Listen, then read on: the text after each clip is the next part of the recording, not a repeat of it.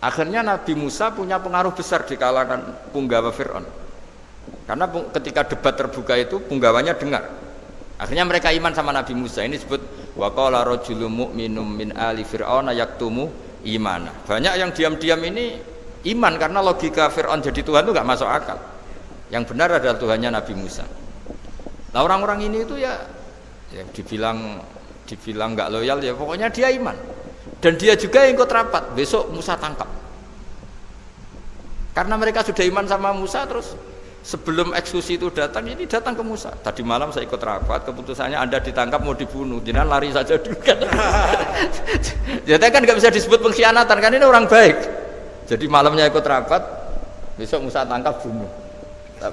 Iya, Nabi Musa paginya sebelum itu. Musa, saya nanti malam ikut rapat dan keputusannya Anda ditangkap dibunuh, kamu lari saja sekarang.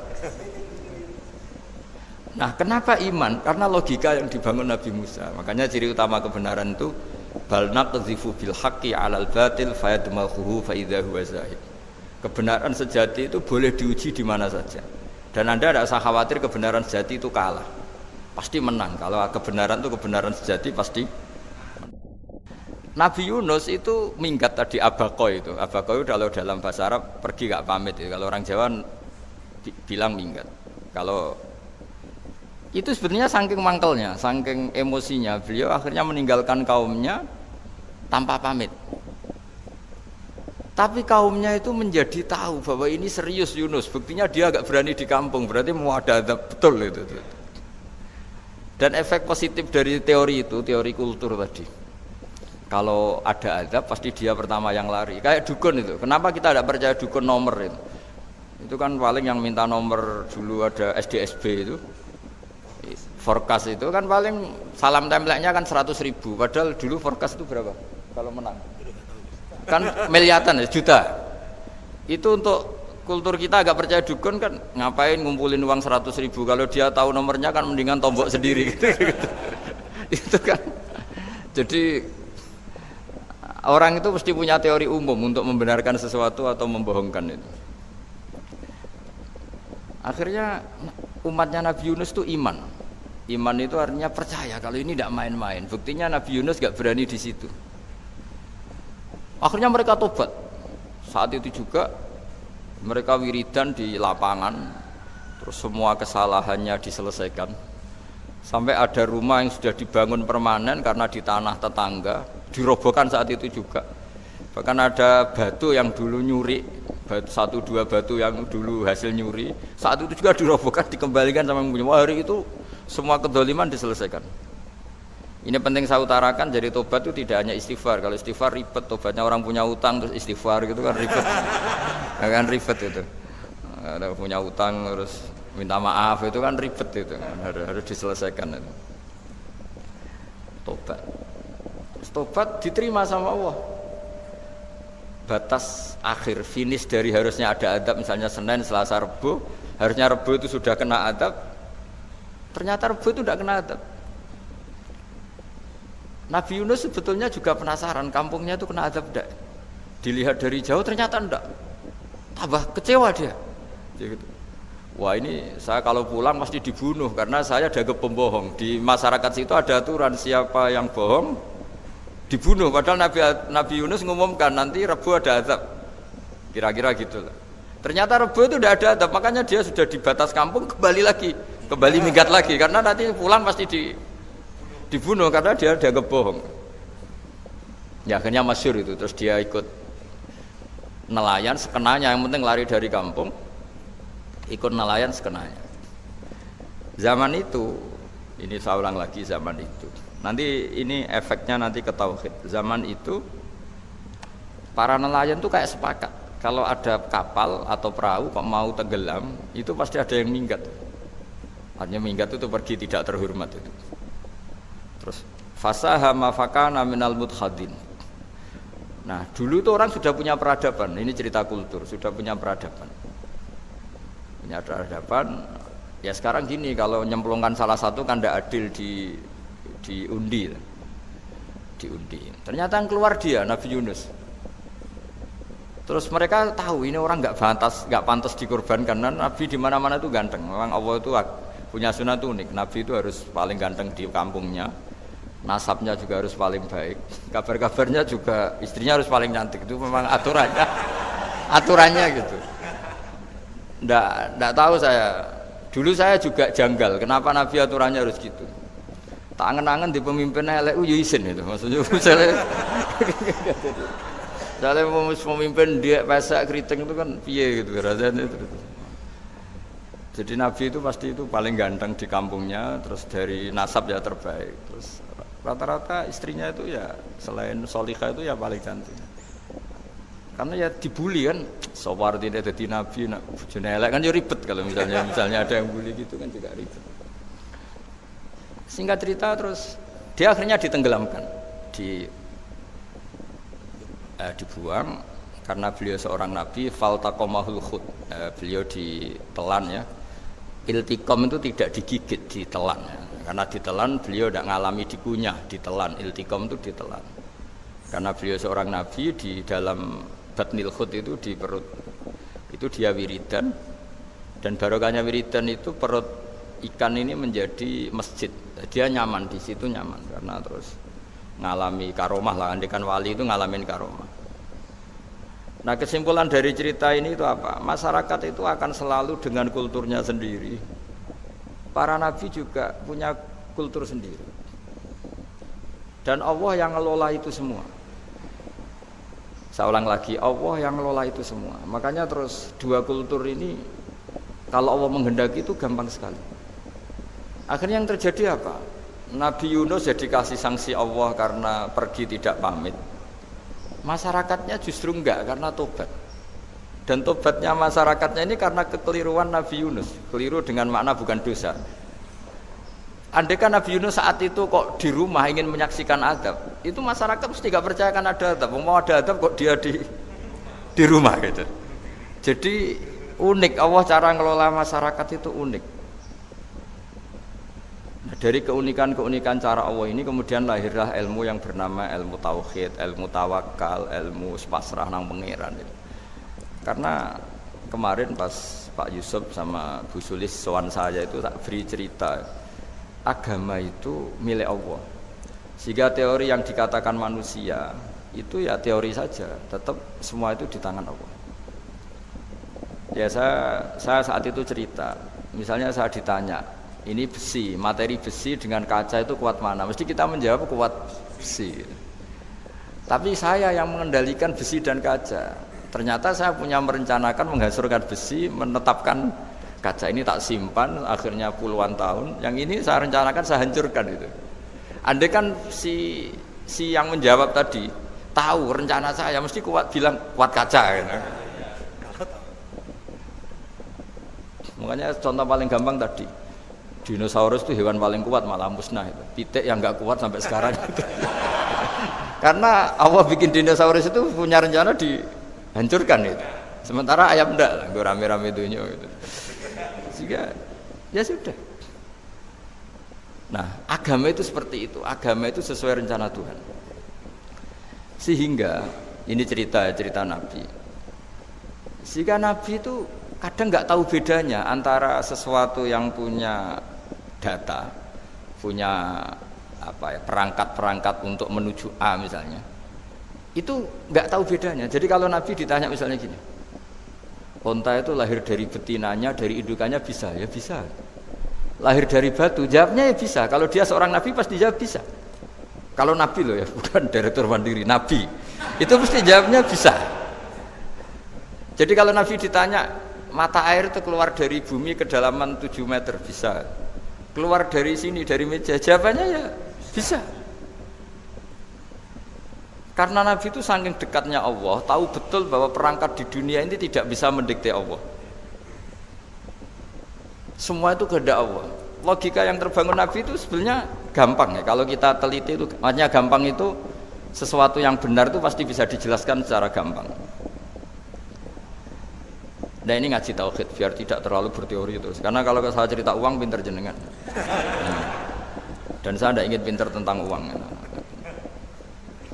Tak beri contoh. Tidak ini supaya nanti kalau sampean suatu saat meninggal ketemu Mungkar Nakir itu tahu cara menghadapi. Nanti tak warai tekniknya itu. Tak warai tekniknya itu. Bocorannya tadi. Makanya ada cerita, agama ini baik sekali. Orang bocorkan ujian nasional itu kriminal, bisa ditangkap Pak Rosidi. Tapi agama ini pertanyaan Mungkar Nakir dibocorkan semua kiai, itu enggak ditangkap sama Mungkar Nakir. Harusnya kan rugi karena ini pertanyaan, tapi semua kiai kan sudah membocorkan. Nanti pertanyaannya di kuburan itu man rabbuka, Tuhanmu siapa, agamamu apa. Itu kan sudah dibocorkan, tapi itu enggak dianggap kriminal. Sementara kita sekolah SD, sekolah SMP bocorkan soal itu dianggap kriminal. Padahal kalau harusnya boleh. Maksudnya kalau menuruti teori itu harusnya boleh kan. Wong pertanyaan Mungkar Nakir saja dibocorkan kan. Ada dasarnya. Ya tapi kan tidak ada itu. Harusnya boleh. Tapi kan terus jadi nggak ujian kalau dibocorkan itu. Artinya agama ini begitu baik. Pertanyaan yang taruhannya surga neraka saja dibocorkan. Kurang apanya baiknya agama ini? Pertanyaan sepenting itu dibocorkan. Dan kiai-kiai nggak ditangkap sama Mungkar Nakir ya ada itu. Saya ulang lagi ya supaya kita ingat fitrah salimah. Soal Anda modern monggo lah, tapi saya sebagai kiai akan ngajari kalian tentang fitrah salimah. Jadi kalau kamu itu benar-benar beragama, ini misalnya kertas, ini lempengan baja. Kalau kamu beragama kalau ditanya kuat mana, ya terserah jenengan. Karena bisa saja kertas ini aku punya niat tak simpan di arsip nasional. Baja ini tak niatkan, tak luluhkan, tak hancurkan. Sehingga kalau kita ngomong ya secara materi harus ditambahi, secara materi kuat baja ya Allah. Tapi secara substansi jenengan ya terserah jenengan monggo. Nah, di sini yang mulai orang lupa itu karena selalu menjawab pasti kuat baja. Kata pasti ini yang akhirnya orang menghilangkan teori beragama. Berdasar logika. Nah, akhirnya para nabi, para wali itu ditanya. Saya punya kitab karangannya Abdul Hamid, orang alim.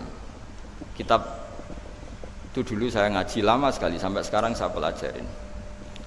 Manusia itu dijebak hukum adat, padahal adat itu ya tidak terlibat. Misalnya kalau ada telur jadi ayam normal gitu. Ya tadi indukan unta melahirkan unta normal itu, indukan sapi melahirkan sapi normal.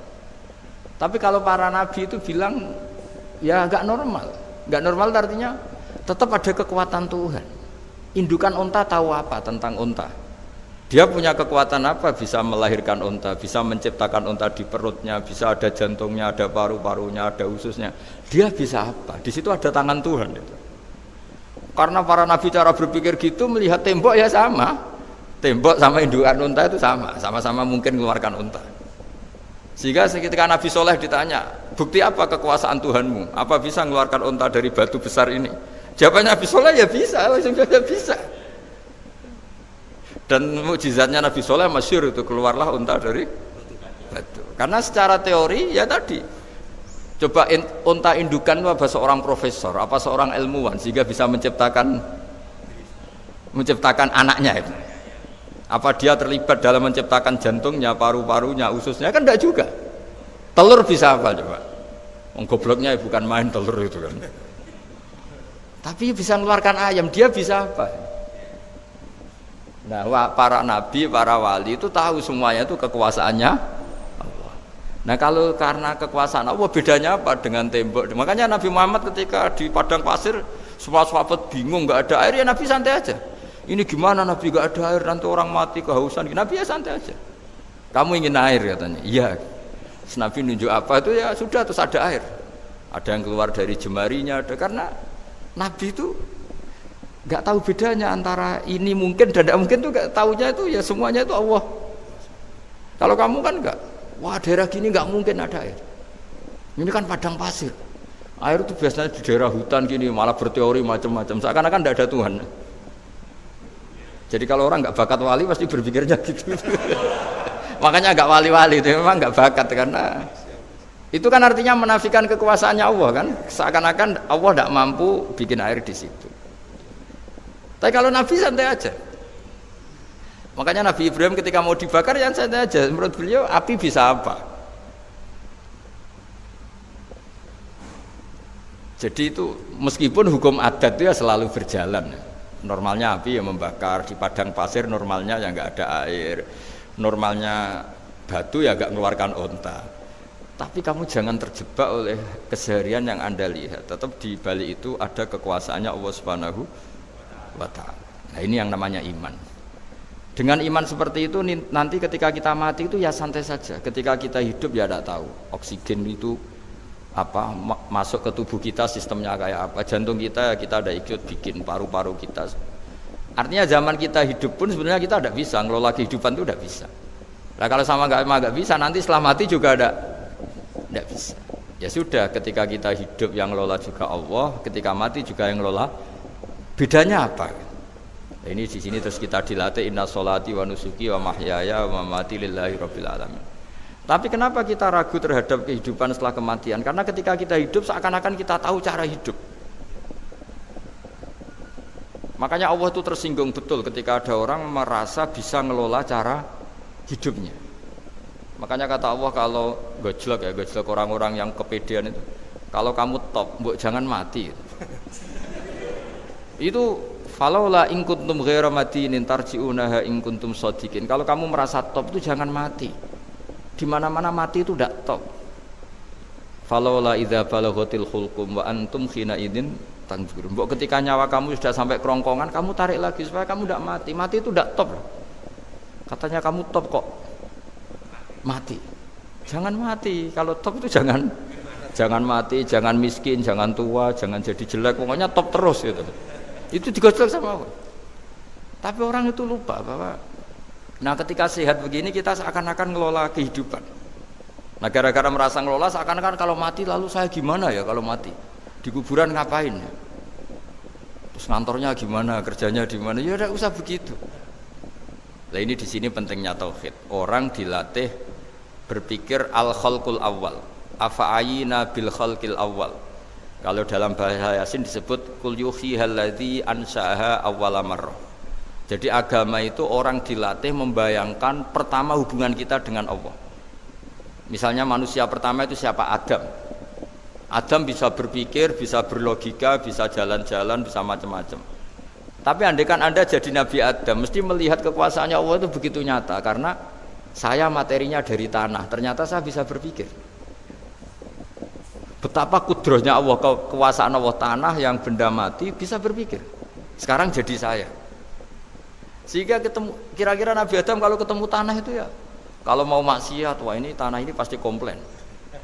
Nah di sini pentingnya beragama. Sehingga ketika Rasulullah ngendikan, jika kamu memperbanyak sholat, maka tanah-tanah ini bersaksi terhadap sholat kamu. Jika kamu maksiat, juga tanah-tanah ini menjadi saksi pemberat.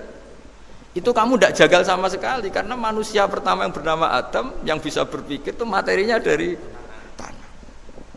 Jika kita tidak janggal ketika tanah disetatuskan bisa bersaksi. Tapi setelah kamu berpikir tanah itu bisa dicangkul, bisa dijadikan berhala, dijadikan kendi, dijadikan macam, seakan-akan tanah itu ya benda yang tidak penting. Tapi Nabi itu beda dengan kalian. Nabi tahu betul tanah ini makhluk Allah yang bisa berpikir. Sehingga Nabi yang ngendikan kalau kamu sholat sunat atau beribadah sebaiknya jangan di tempat yang sama, biar yang menyaksikan kamu sholat itu banyak. Kita mungkin kan masa bumi bisa bersaksi, tapi andaikan Anda Nabi Adam itu tidak akan janggal seperti itu, karena dia tahu materinya dari tanah dan ternyata jadi mata bisa melihat, jadi telinga bisa mendengar. Makanya Allah selalu mengingatkan, ingatlah al-khalqil awal, afayina bil khalqil awal. Karena khalqil awal ini yang menjadikan fitrah beragama yang baik. Sehingga ketika orang Yahudi bilang nggak mungkin Nabi Isa itu nggak anak zina, wong ibu kok tanpa bapak, anak kok hanya ada ibu tanpa bapak. Allah cara menjawab, inna masalah Isa intawoy kamasali Adam. Jika kamu protes ada Isa karena tanpa bapak, ya protes dengan Nabi Adam, tanpa ibu tanpa bapak. Nah, ini diingatkan al-khalqil awal. Makanya Yasin bilang kul yuhyihal ladzi ansa'aha awwala marrah. Awal marrah itu kamu harus berpikir ketika hubungan kamu sendiri dengan Allah zaman sebelum ada semua. Jadi misalnya alam raya ini, bumi sebesar ini, masa suatu saat terus hilang, hancur, nggak berbekas. Ingat saja, bumi ini mulai dulu ya enggak ada. Diadakan oleh kekuatan besar yang super ada, yaitu Allah Subhanahu wa taala. Nah, di sini kenapa faham-faham ateis itu hilang di dunia. Meskipun ada itu karena saking mungkin kurang peradaban. Makanya guru-guru kita mulai zaman Nabi Adam sampai sekarang itu cara berpikir sederhana. Bumi ini kadung ada. Di mana-mana sesuatu yang ada pasti disebabkan yang lebih ada.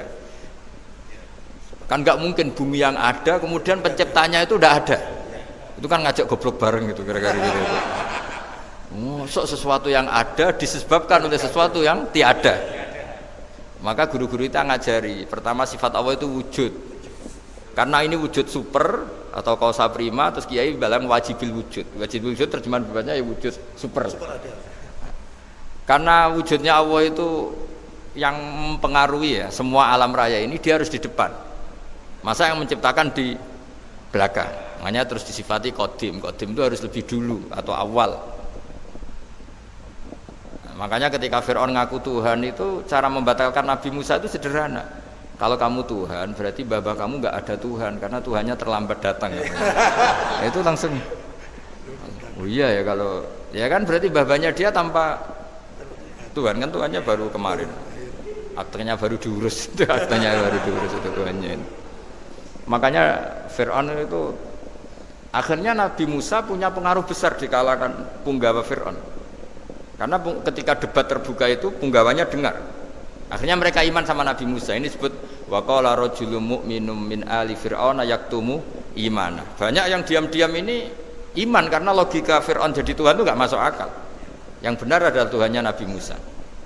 Nah, orang-orang ini itu ya dibilang enggak loyal ya pokoknya dia iman. Dan dia juga yang ikut rapat. Besok Musa tangkap. Karena mereka sudah iman sama Musa terus sebelum eksekusi itu datang, ini datang ke Musa. Tadi malam saya ikut rapat, keputusannya Anda ditangkap mau dibunuh. Jangan lari saja dulu kan. Jadi kan nggak bisa disebut pengkhianatan kan ini orang baik. Jadi malamnya ikut rapat, besok Musa tangkap bunuh. Iya Nabi Musa paginya sebelum di itu. Musa saya tadi malam ikut rapat dan keputusannya Anda ditangkap dibunuh. Kamu lari saja sekarang.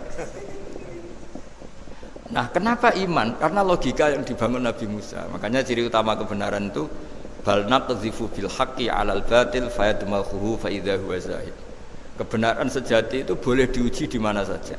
Dan Anda tidak usah khawatir kebenaran sejati itu kalah. Pasti menang. Kalau kebenaran itu kebenaran sejati pasti menang. Nah, di sini terus ada ulama-ulama kayak banyak lah termasuk di Indonesia kayak Pak Quraisy kayak yang nyaman saja anak-anaknya di luar negeri karena merasa kebenaran sejati itu tidak akan kalah. Sehingga ketika ada negara yang begitu maju, saya pernah ditanya sama orang yang kuliah di Inggris, di Swiss, Gus, saya ini kan orang Indonesia tapi pengagum negara Swiss, Swedia, negara di sana itu makmur, terus tertib. Bagaimana saya tetap mencintai Islam yang secara lahir itu kadang-kadang beberapa negara Islam itu kacau. Ada seorang mahasiswa tanya gitu. Dia tanya cara ingat Allah. Ya membela Islam kira-kira gitu. Terus tak kasih tahu dia. Ketika Anda muji negara-negara itu makmur, sejahtera, itu sebetulnya tetap utang jasa terbesar itu sama Tuhan. Pejabat bisa apa ketika Allah misalnya nggak bikin air? Negara bisa apa misalnya ketika Allah itu nggak bikin oksigen? Tetap semua ketertiban itu karena kehendak Allah. Berarti utang jasa kamu di negara manapun tetap sama Allah, bukan pada yang lain. Bahwa ada hukum sosial manusia, oke lah, kedua, ketiga, dia harus terima. Hanya dia sadar. Nah, masalahnya kita ketika di negara yang makmur gitu, pikiran kita, oh presidennya hebat, menterinya hebat, tata sosialnya hebat. Oke, nggak apa-apa, muji manusia itu nggak apa-apa. Tapi tetap itu semua di bawah muji Allah Subhanahu wa Ta'ala. Ada air begini ciptaan Allah, ada oksigen sehat ciptaannya Allah. Sehingga muji pertama itu kepada apa artinya kehebatan manusia ketika ada gempa besar, ada likuifaksi, ada macam-macam. Nah, maksud saya ngaji di sini ingat Allah itu dengan cara seperti itu. Sehingga ketika kita hidup di negara manapun ya utang jasa pertama pikiran kita sama Allah Subhanahu wa Ta'ala. Tapi kalau enggak, kamu terjebak hukum adat tadi. Di mana-mana ayam itu yang keluarkan telur, telur mengeluarkan ayam, nggak bisa bantu batu ini mengeluarkan ayam. Keliru kamu. Ketika ayam mengeluarkan telur, memangnya ayam itu bisa? Apa dia berpikir sekolah dulu gimana ya cara punya telur? Kan tidak juga. Tidak bergerak juga. Apa ketika mata kamu bisa melihat terus kamu merencanakan gimana ya mata supaya bisa melihat? Ya tahu-tahu sudah melihat. Di sini disebut afa'ayina bil khalqil awwal ansa'aha awwalan marrah wa huwa alladhi yabda'ul khalqa tsumma yu'iduhu wa huwa ahwanu alaih. Allah selalu mengingatkan, nah iman yang baik itu iman yang seperti saya utarakan tadi. Kamu ingat kekuasaan Allah ketika belum ada apa-apa. Belum ada apa-apa ya Allah bikin manusia itu dari tanah, bikin ayam ya dari tanah, bikin sapi ya dari tanah. Bahkan semuanya dari ketiadaan.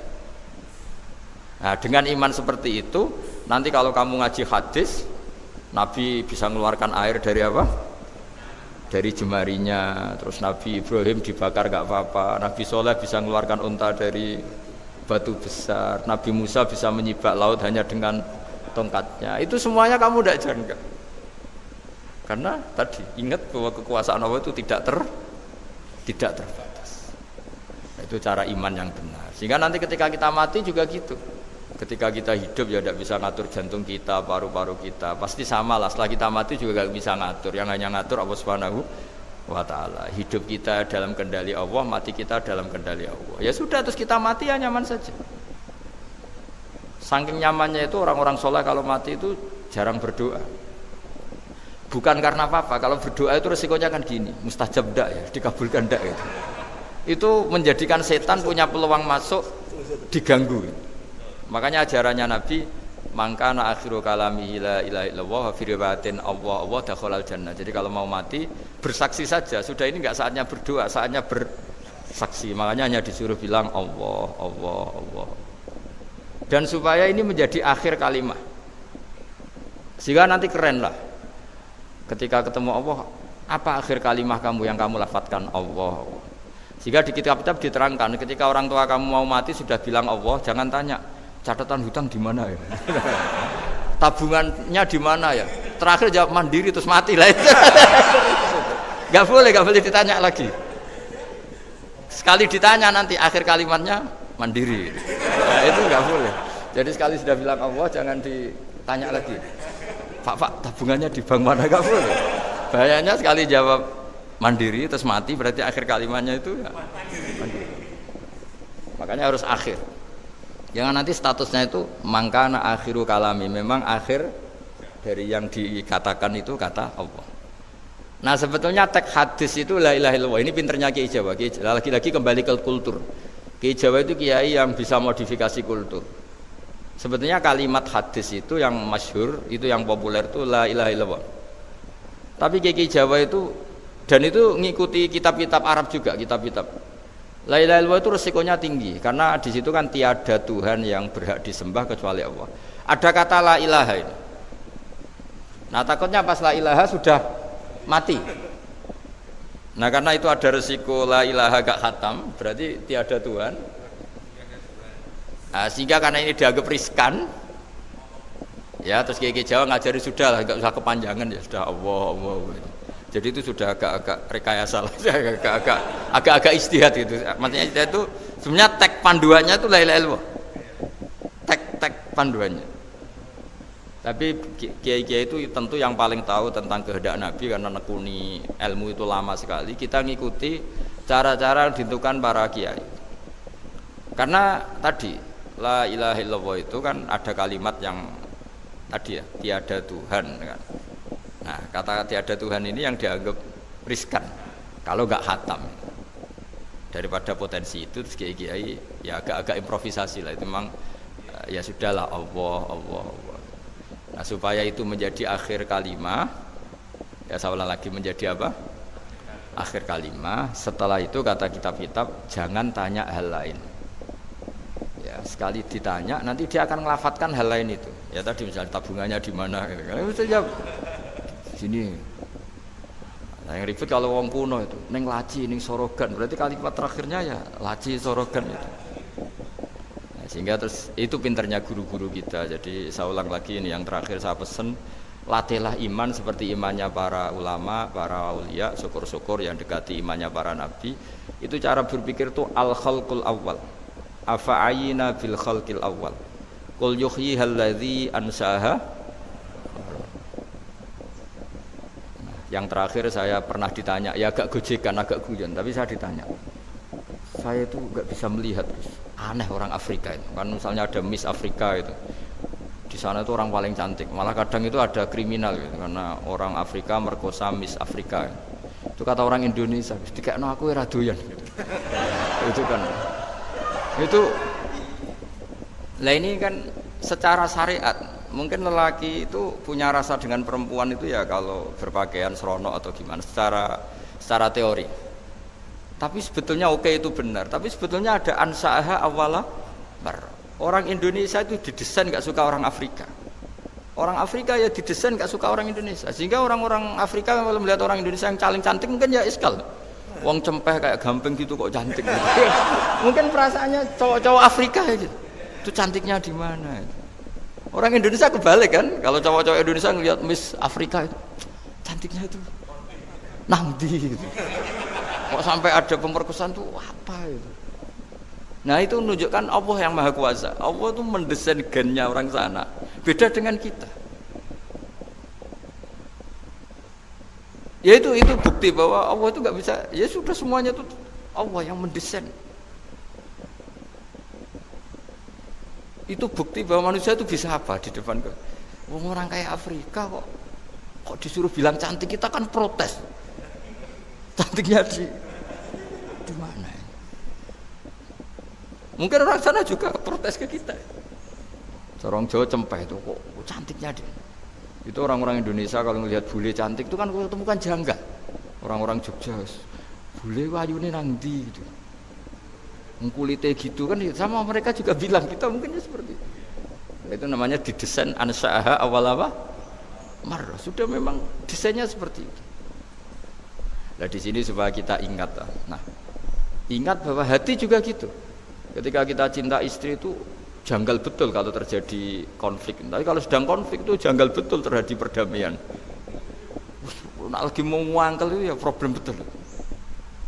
Nah ini di sini pentingnya iman. Orang terus disuruh berdoa ya muqallibal qulub tsabit qalbi ala dini, karena kita tidak tahu cara berpikir. Ada perempuan cantik sering merengut, pecintanya ya banyak, dianggap pemikir serius. Tapi kalau baru gedeng namanya ya merengut, bukan pemikir. Orang senyum itu kita seneng gitu. Tapi kalau baru gak seneng, murahan guyu. Itu jadi manusia itu unik. Hanya sama, tapi cara nganalisis beda. Tinggal sedang seneng apa enggak. Lucu kan? Ada orang anteng di rumah, itu kalau lagi seneng ya, oh itu anteng gak banyak ngeluyur. Tapi baru gak seneng, seneng ngomah ya mau nganggur. Nah, itu kita tidak pernah tahu. Kita simpulkan apa itu tidak pernah. Makanya pernah ada orang wisata datang ke sini tak nasihatin. Orang wisata itu kan senang di kampung-kampung yang terbelakang gitu, melihat orang manusia pohon, melihat apa. Terus saya bilang, itu kan kasihan kan, masa manusia jadi objek. Bahkan bayangannya ya kalau mereka jadi modern jadi gak menarik kan.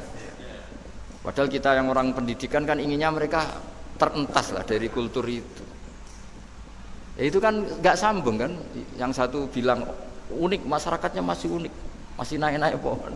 Tapi bagi orang pendidikan kan tersiksa kan. Ini bangsa kita, warga kita kok masih seperti itu. Makanya orang wisata itu nasihati, kamu kesana itu niat melihat apa niat mengentas? Kalau niat mengentas, tak jamin ada pahala. Enggak Gus, mau niat mengentas katanya. Niatnya baru sekarang apa mulai dulu-dulu? Baru sekarang. Dan ini cerita dari manusia itu semudah itu, Pak. Nah, setelah kamu ngaji ini, kamu tidak akan janggal terhadap kenapa Nabi itu begitu santai. Ketika tadi makanan misalnya satu wadah itu cukup untuk orang 300. Sampai Jabir yang undang Nabi kan hanya kambing kecil, cukup orang 6. Ternyata Nabi ngajak orang 300 lebih. Tapi Nabi bilang ya sudah semuanya makan cukup. Kata-kata Nabi kan, zaman dulu belum ada beras, belum ada Allah itu bisa kok mengenyangkan malaikat tanpa makan gitu. Susahnya apa mengenyangkan manusianya dengan nasi sedikit. Itu ya Nabi ya santai aja, semuanya kenyang santai. Ya itu iman-iman yang sudah benar awal amarah sudah. Allah tidak harus terdikte oleh nasi. Kalau nasi sedikit harus cukup orang sedikit. Kalau banyak harus orang banyak. Allah tidak perlu kena aturan itu semua tidak perlu. Saya ini Tuhan kata kok kamu atur itu gimana? Tidak bisa. Saya Pak Bakar hanya ngaji ini insya Allah Anda setelah baca mukjizat keramat itu tidak. Ya saya kira demikian. Assalamualaikum warahmatullahi wabarakatuh.